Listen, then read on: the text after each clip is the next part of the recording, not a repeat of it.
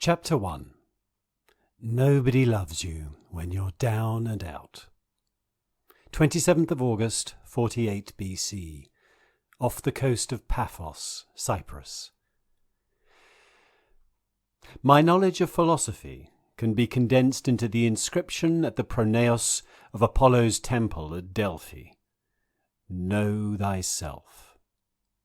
That at least is what a bluff old warrior of Rome is supposed to say, although my father would have been outraged, considering his expenditure on my formal education, which included a thorough grounding in all the major schools of philosophy. But does anyone truly know themselves? A question I have wrestled with over the weeks since the events of Pharsalus. It is a phrase I believe useful to those who have led a life of inaction, such as the majority of the Senate.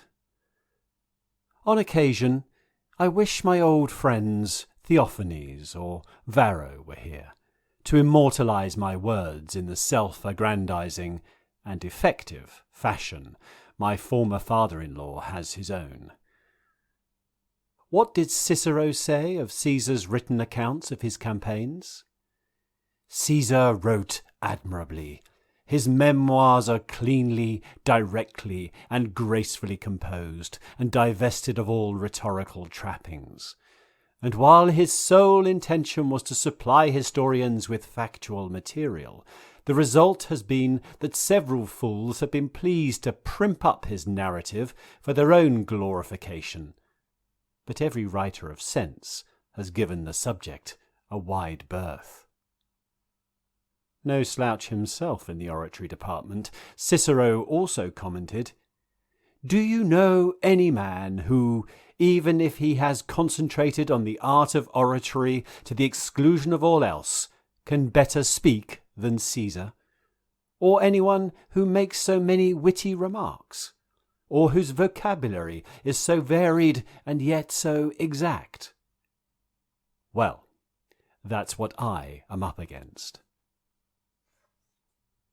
By the mediocre standard of phrases already attributed to me, my own testimony will better suffice, if the blunt account of a tired and defeated, for now, former consul of Rome are of any interest. After all, the likes of "Stop quoting laws, we carry weapons," "To navigate is necessary, to live is not," and this, my personal favourite, in terms of ludicrous hostage-to-fortune pomposity, which, by the way, I never said in anything other than a metaphorical sense. "For whomever I stamp my foot in any part of Italy, there will rise up forces enough, in an instant, both horse and foot." Hardly matches Caesar, although I am rather fond of "more people worship the rising than the setting sun," which I supposedly said to the dictator Sulla. Of course, no one who valued their life would have spoken that way to the vicious old debauchee, but the mere rumour of me saying it did me no harm at the time. And it amused Sulla, who always had a perverse sense of humour, curse him. If you had really said that to me, my dear Gnaeus, you'd have had to spend the rest of your life without a tongue, and possibly your manhood, if I was in a bad mood at the time. A man who always wanted to have the last word, and usually did. Not that surprising, since he tended to have a gang of armed thugs close to hand when uttered a parting bon mot. Does chance govern all? Chapter 2. Pompey begins, 192 to 106 BC. You will be glad to know that I share the opinion of many who face with acute boredom the dreary prospect of reading about the childhoods of so-called great men. I'm sure that locals, wet nurses, slaves, classmates, and others from my native Picenum, roughly equivalent to today's Marche region of Italy, can attest to the fabulous and fascinating portents that accompanied my early years, but if there were any, I have forgotten them. Indeed, as the picus, the woodpecker, is the tutelary god of the region, I suspect any story involving young Pompey and the deity would seem vaguely comical when compared to the popular tales told about the likes of Marius, Sulla, and others. Eagles circling their heads, wolves, snakes, and other wild beasts grovelling to them as infants and the like. Editor's note. Picus, in Roman mythology, is a minor woodpecker deity sacred to the god Mars, hailing from present-day Le Marche in north-central Italy. The earliest representations show the little fellow crowning wooden pillars in the region during ancient times. In a more refined form, Picus is depicted as a youth carved of marble with a woodpecker standing on his head. Quite charming. Since Picus the birdie would hardly be an inspiring totem, I decided early in youth to adopt Hercules as my personal divine protector, although fat lot of good it did me at Pharsalus, where the battle cry for my legions before the engagement was Hercules Invictus, Hercules the Invincible. The demigod was obviously having an off day, or bowed to the superiority of Caesar's call to arms of Venus Victris, Venus Victorious, a plea to the goddess he claims distant descent from. As I had already dedicated an impressive and expensive temple to Venus Victris in Rome, I can only assume blood is thicker than water. So maybe I should have offered a bloody sacrifice of 20 aurochs to Picus instead. Or perhaps to the chirpy Sciurus, squirrel god, who hailed from my native forests. To the Celts, the little rodent is a companion of their war goddess Queen Maeve. Not a bad idea, come to think of, and not quite as facetious as it at first sounds. Could at least have forcefully slung a nut or two at Julius's shiny bald head. What of Picenum itself? I may be biased, but it's the best country in the world, especially if you're born into wealth and appreciate the outdoor life. Soaring mountains, rocky cliffsides, deep ravines, dense forests and lush valleys, where some of the finest wine in the known world is produced. Peopled by hardy folk who feel an old-fashioned deference to their betters, unlike the mobs of Rome, who are all too eager to sell their allegiance for free corn, piss-poor wine, and a few bronze coins. If I concentrate hard enough, I can still recall the fresh mountain air and sharp smell of the pine trees of Picenum. A welcome relief, albeit imaginary, from the acrid stench of galley slaves I've endured since leaving the port of Amphipolis. Anyway, the early years of anyone, great or not, are usually tedious, so I intend to expend no more than the minimal effort required to give the reader an idea of my upbringing. If anything of importance pertaining to my early youth occurs to me during the writing of this necessarily brief memoir, I will of course include it. I was brought up as the only son, I have a sister, Pompeia, of the leading local aristocrat Gnaeus Pompeius, nicknamed Strabo, cross-eyed, by those jealous of his success. I remember him as a handsome, although rather severe figure, possessed only of a very slight squint. By the same logic, Caesar would have been given the cognomen Ovum, due to the smoothness of his egg-like pate. Although in fairness, the once and future dictator does actually have 3 or 4 sparse strands, which he manages artfully to comb over his gleaming dome, with the additional camouflage of his seemingly ever-present oak-leaf civic crown, which fools no one. He'd always been jealous of my still thick locks, a rich light brown in youth, now a not unattractive salt and pepper, crowned with my trademark quiff, which is not, as some allege, a deliberate homage to Alexander's trademark style, but simply the way my wayward curls grow. As a child, I was brought up in all the arts necessary to pursue a career at the highest level of Roman politics, rhetoric, law, history, and such like, including a fluency in Greek, written and spoken. I'm not quite the rural bumpkin my rivals have intimated. As you may have guessed, I always preferred learning about war and Rome's great generals, as well as their chief opponents, specifically the warlords Hannibal of Carthage and Pyrrhus the Epirote. I also had a sneaking regard for Demetrius Poliorcetes, who may not have won every battle he fought, but possessed a certain elan, and was never gratuitously cruel, a quality I hope I shared. As a somewhat pampered youth, who was also full of bounce, I got to exercise my martial side in mock battles with friends, and occasionally even slave children, who, understandably, never put up much of a fight. Accordingly, the years of my boyhood passed in this fashion, my rudimentary military education accompanied by early and gratifying experiences with the female sex, usually the prettier slave girls on our estates, or for the sake of variety, local lasses of the appropriate class.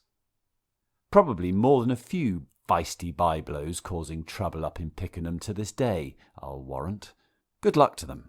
If indeed there are any of my natural male children there, I would advise them to either remain or take service with some Eastern potentate. They pay well, and the fighting's easy. Avoid the shithole of Romulus if you can, though. As for the female offspring, if they inherit any of my good looks, they'll be fine.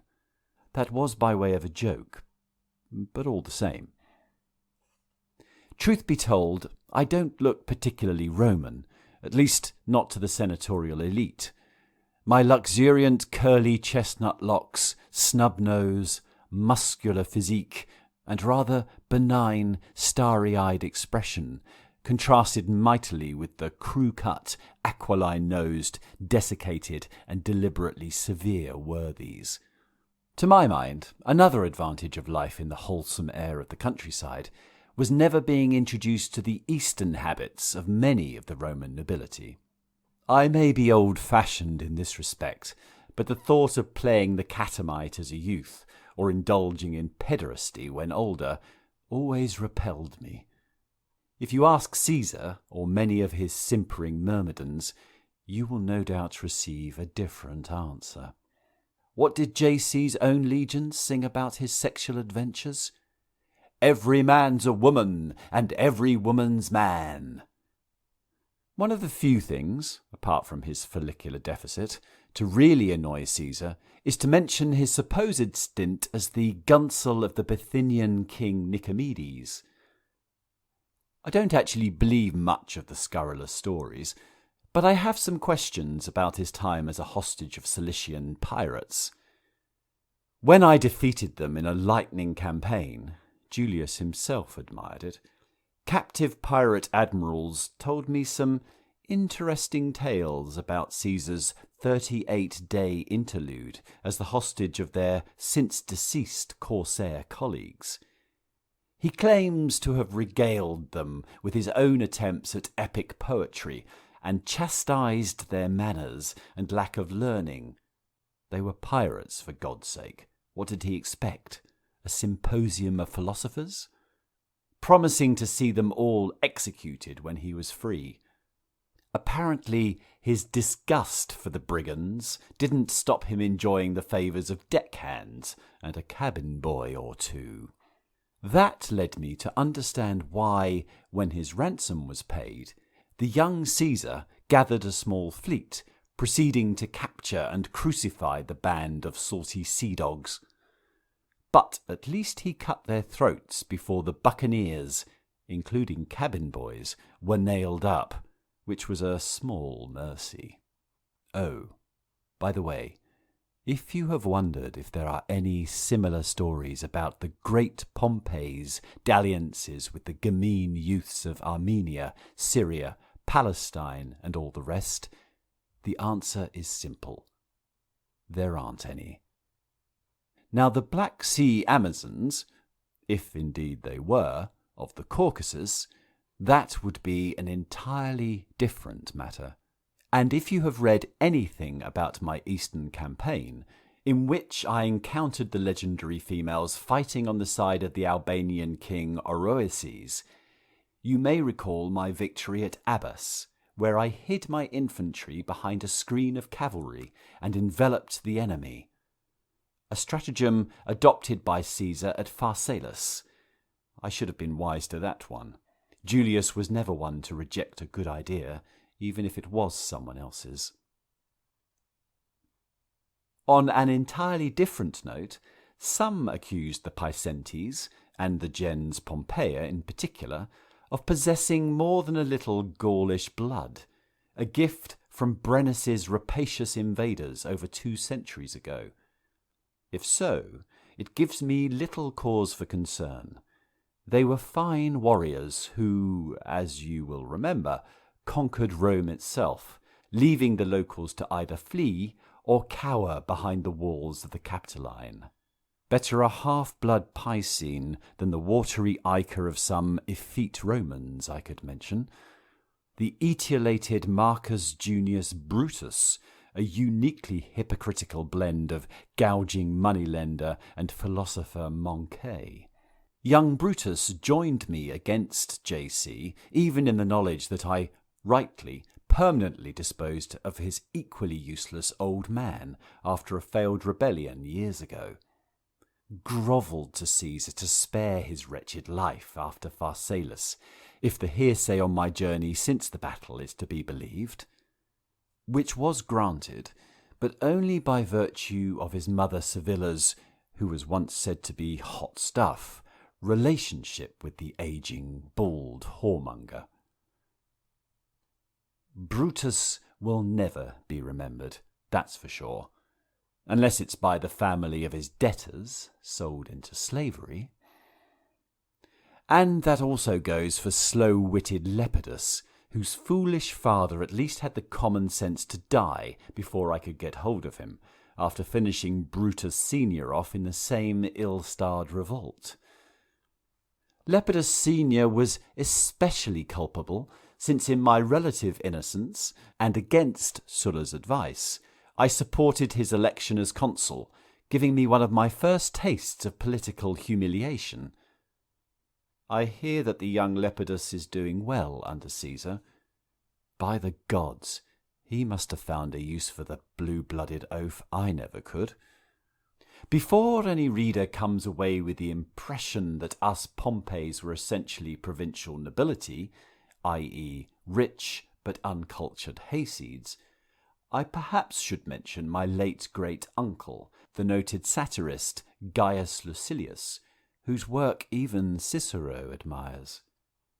Most of it above my head, but worth mentioning nonetheless. Some of his lighter, more humorous work I can recall, especially the line, "After spending some money in his sleep, Herman the miser was so infuriated that he hanged himself." One for old Crassus, mouldering in Hades. Mind you, his other saying, "To know is not to know, unless someone else has known that I know," remains a head-scratcher to this military man ignorant of the arts of sophistry, although I suspect I will come close to understanding its meaning during the coming days.